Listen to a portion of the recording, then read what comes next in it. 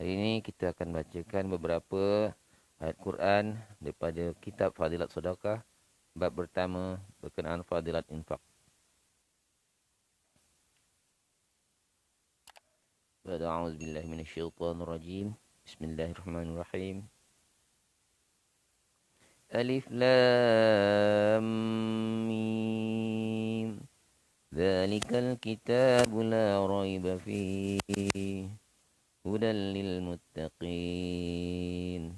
الذين يؤمنون بالغيب ويقيمون الصلاة ومما رزقناهم ينفقون والذين يؤمنون بما أنزل إليك وما أنزل من قبلك وبالآخرة هم يوقنون أولئك على هدى من ربهم وأولئك هم المفلحون.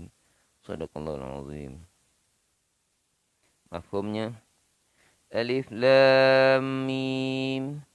Ia, yakni kitab Al-Quran itu, pula menjadi petunjuk bagi orang-orang yang bertakwa, yakni takut pada Allah Subhanahu wa taala, yaitu orang-orang yang beriman kepada perkara-perkara yang gaib dan mendirikan solah serta meninfakkan, yakni mendermakan sebahagian daripada rezeki yang kami beri kepada mereka. Dan juga orang-orang yang beriman kepada kitab Al-Quran yang diturunkan kepadamu, wahai Muhammad, dan kitab-kitab yang diturunkan dahulu daripadamu, serta mereka yakin akan adanya hari akhirat dengan sepenuhnya. Mereka itulah yang tetap mendapat petunjuk daripada Tuhan mereka, dan mereka lah orang-orang yang berjaya. Surah Al-Baqarah ayat 1 hingga 5. Keterangan. Terdapat beberapa perkara yang patut direnungi dalam ayat-ayat di atas. Pertama, ia, yakni Al-Quran itu, menjadi petunjuk bagi orang-orang yang bertakwa, yakni takut kepada Allah Subhanahu wa taala, membawa maksud bahawa orang yang tidak takut kepada Allah Subhanahu wa taala tidak mengenali Allah sebagai Allah, jahil tentang Allah Subhanahu wa taala, Tuhan yang telah menciptakannya, tidak mungkin akan nampak jalan yang akan ditunjukkan oleh Al-Quran. Orang yang boleh nampak jalan ialah orang-orang yang ada kemampuan untuk melihat. Sesiapa yang tidak mempunyai mata, iaitu anggota untuk melihat, maka apakah yang dia akan nampak?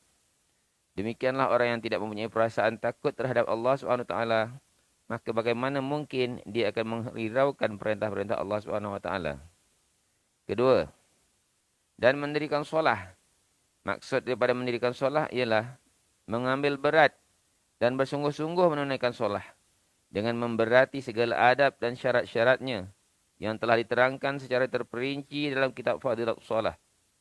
Dalam kitab itu telah dinukilkan kata-kata Sayyidina Abdullah bin Abbas radhiyallahu anhu bahawa maksud daripada mendirikan solah ialah melakukan rukuk dan sujud sebaik-baiknya, bersungguh-sungguh menumpukan perhatian kepada Allah Subhanahu wa taala dan menunaikan solah dengan khusyuk dan khudu'.